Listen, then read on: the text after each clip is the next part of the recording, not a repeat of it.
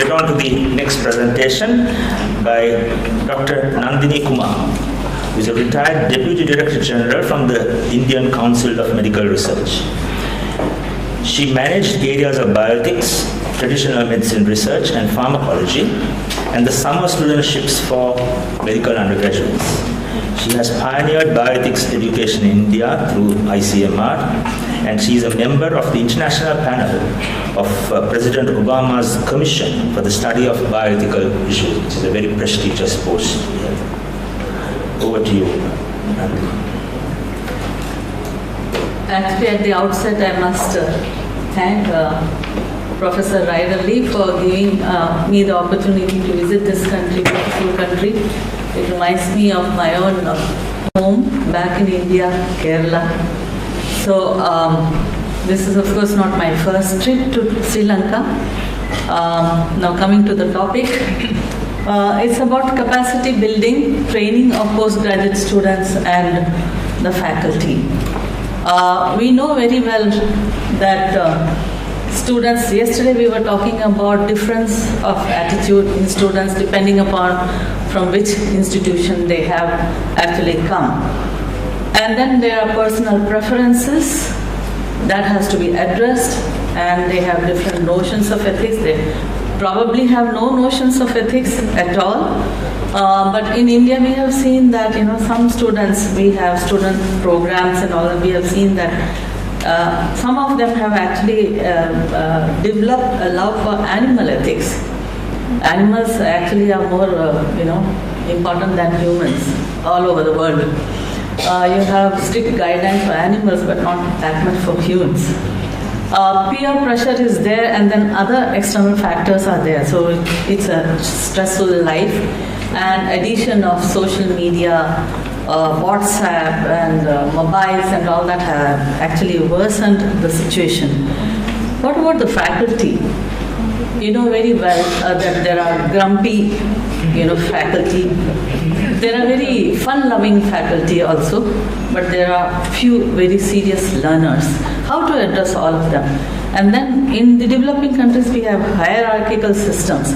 So the seniors would not like to be, be in the presence of juniors, because suppose they are afraid that if they show their ignorance, the juniors will make fun of them. So sometimes they would prefer that a separate session is taken for the seniors. And I think in our culture that might probably be more helpful than having all of them together. But we have also seen that deans of institutions have sat through 2 days, 3 days program without leaving their seat throughout the day. That sort of attention also is there. But we have a mixed group. How to address that?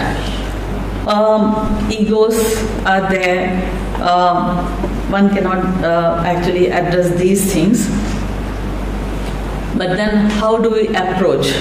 So there are 3 approaches, of course: what you observe and write about it, that is prescriptive, and when you talk about it, it is descriptive, and when you interact with the audience, it is interactive. What I'm going to concentrate upon is more of interaction, considering that we are talking of bringing in art and music into the picture. So how do we go about it? You can have didactic, the common topics that you can take is about, we talked about history of medicine, but we should also mention about history of evolution of guidelines and codes, international as well as if there is national one, that too. And that could be very, very boring if you don't have pictures. Pictures make a lot of impact. At least for me, I love seeing pictures rather than seeing these texts filling the slides. Problem-based learning, moral games. UNESCO has brought out a book on moral games. I would actually recommend that teachers in this group go through that. Role plays, dance and dramas, play reading, and films. What you see on top is actually people sitting on the stage, but they are actually play reading. We had this in one of the programs under the NIH grant for bioethics training. And there were theatre groups who were invited to attend and see, give their comments. At the end of it, all of them stood up and gave a standing ovation. The point was that they were just sitting and reading, but the impression created was as if they were moving in the space there.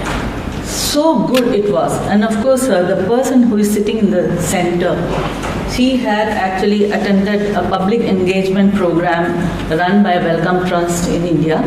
And she had a script there which was approved, and she developed it further into this play which was read.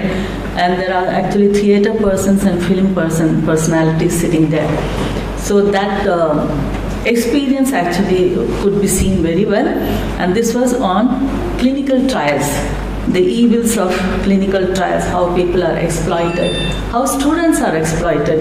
So that was brought out very well, and the play name was The Lab. The other thing is, the other important topic is about informed consent, ethics committee, writing skills and teaching skills. And you can see that these women sitting there are actually enacting, and they are also interacting with the audience.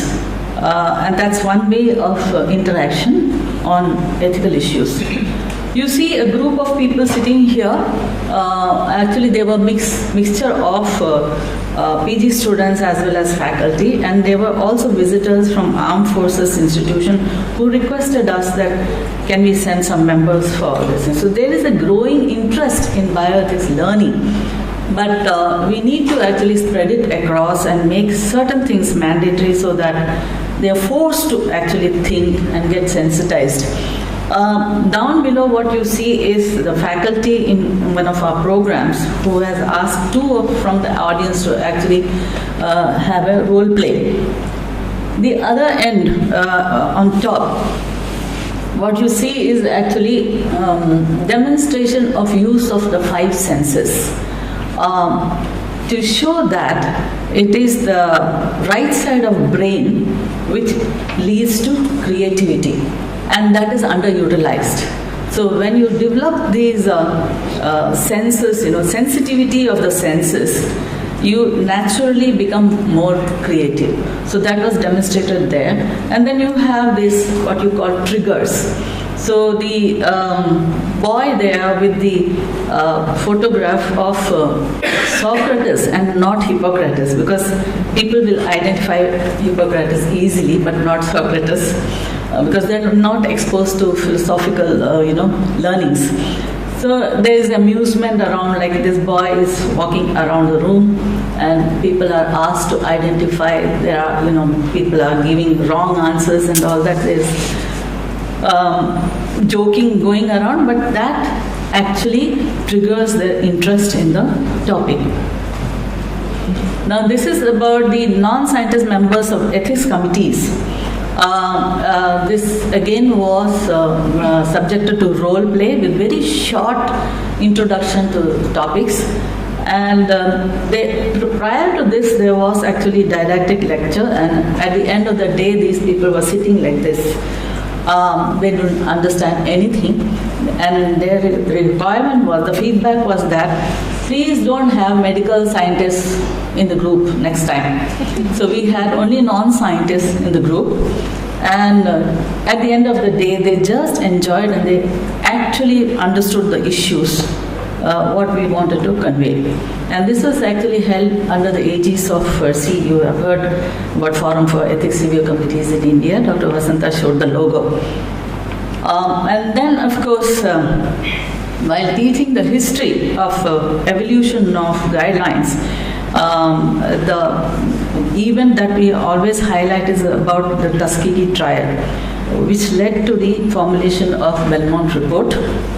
And this is a film depicting that particular event, and it's available on the YouTube. So you just have to show just a glimpse, trigger their interest, and then ask them to go to the YouTube, come back in the next class and discuss about it.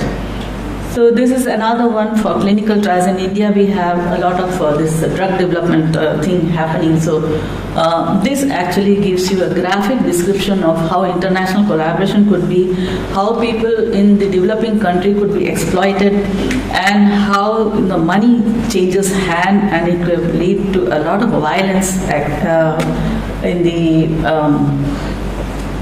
the running of conduct of clinical trials using poor Africans who did not know what they were in for. The last one is actually about a book which was brought out by Rebecca Skloot, who you see on top, on the immortal life of Henrietta Lacks, which highlights the issues related to tissues. This lady actually suffered from carcinoma cervix, and a tissue was taken which became a very tenuous cell line, and she was a dancer.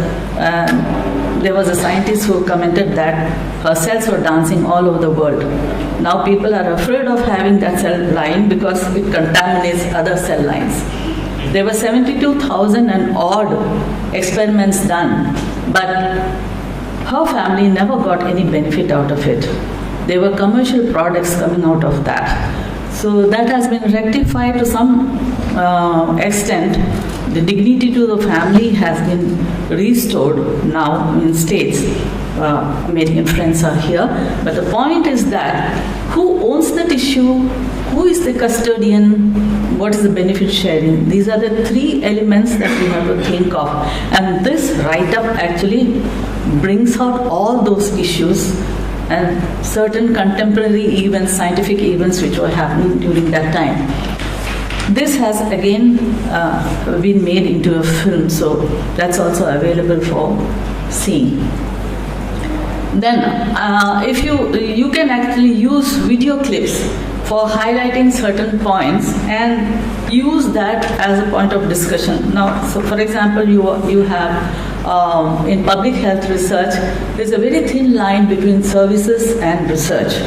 So you want to see how the health system is working. So for that, you can actually use this video. I mean, this is actually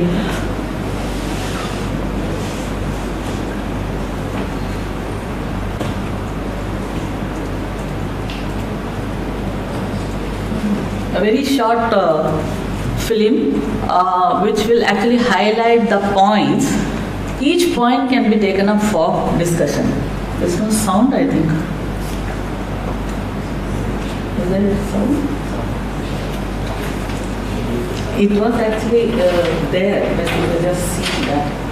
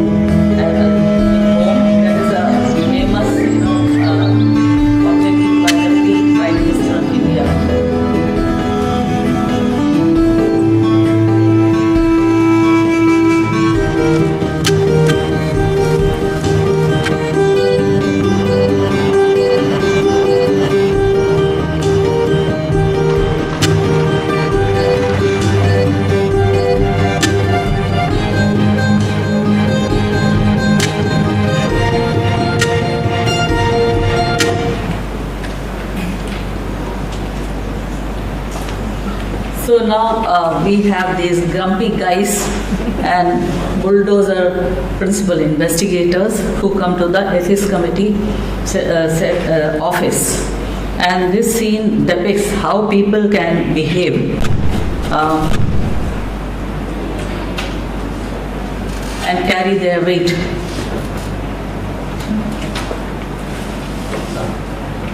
last week and I am here to pick up my approval documents.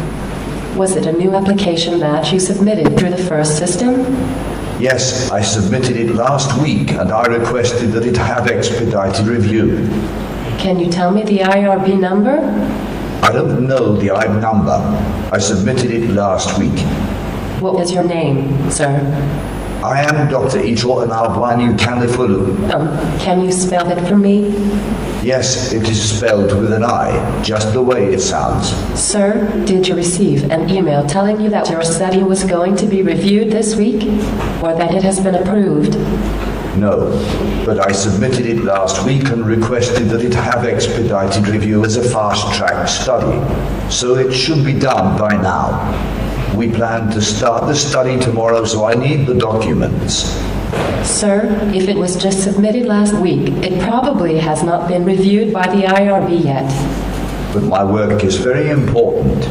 I am testing new vaccines on neonates with HIV and I have 25 neonates ready to be vaccinated tomorrow. Sir, I can't give you the documents. You will receive them through the first system. But I am going back to Uzbekistan, Kyrgyzstan to start the study tomorrow and I need the documents. Sir, I looked for your study in first and it has not been reviewed yet because you submitted it 2 days ago and you did not upload the research plan or investigator's brochure. You should have received an email telling you to respond to concerns in first. Yes, I submitted it last week. I do not like the FIST system. Sir, you submitted the study on Friday and today is Tuesday. Our meetings are not until Wednesday and Thursday. But I requested expedited fast-track review. My research is very important. My study staff in Uzbekistan, Kyrgyzstan are ready to start the study. Neonates won't last forever, you know. Sir, a study of vaccines in neonates cannot be reviewed by an expedited reviewer. When you respond to the concerns in first, the study will be reviewed by the IRB. If I send you the research plan now, will it be reviewed tomorrow? So this is actually not a strange phenomenon. Many of the member secretaries actually complain. Their juniors actually, and when seniors come as investigators, they have a tough time.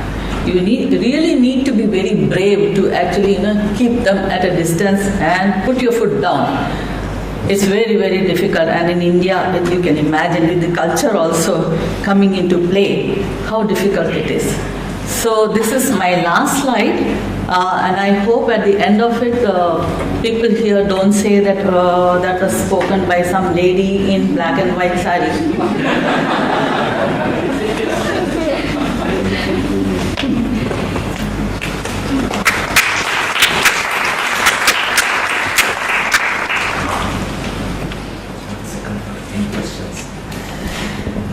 Any urgent questions from Dr. Nandini Kumar? We can entertain one question.